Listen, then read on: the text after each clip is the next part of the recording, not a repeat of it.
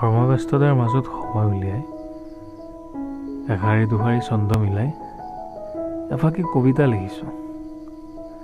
তোমাৰ জানো পচন্দ হ'ব?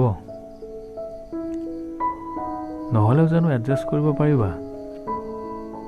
এডজাষ্ট, কেয়াৰ, মান, অভিমান এইবোৰ জানো এতিয়া একোটা ডেইলি টাস্ক নহয়?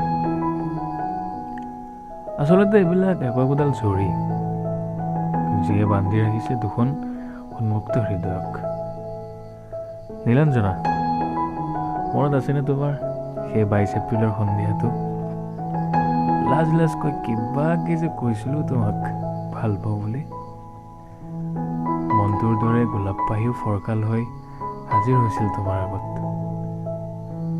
তোমাৰ জানো ফৰকাল লাগিছিল সিদিনা?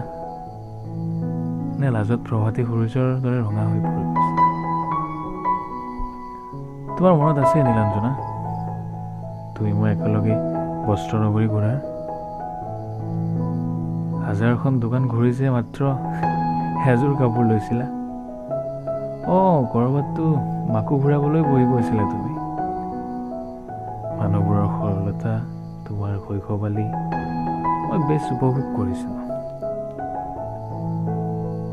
কফি শ্বপৰ আড্ডাবোৰ, কেণ্টিনৰ চাহ, আহঁতৰ তলৰ খন্তেক জিৰণি, চাহৰ চিপবিলাকত যেন কোনোবাই ভালপোৱা সানি দিছিল। আনফালে বৰষুণবিলাক আছিলে।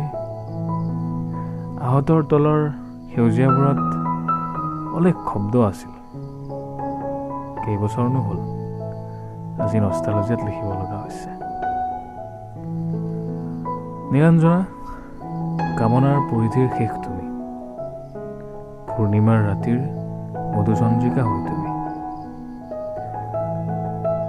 হৃদয়খন সদায় জীপাল কৰিব পৰাকৈ ভাল পাওঁ তোমাক।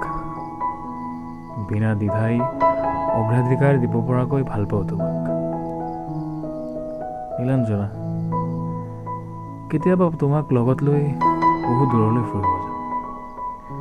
বহু ওপৰলৈ উৰিম, বহু সময়লৈ ফুৰিম।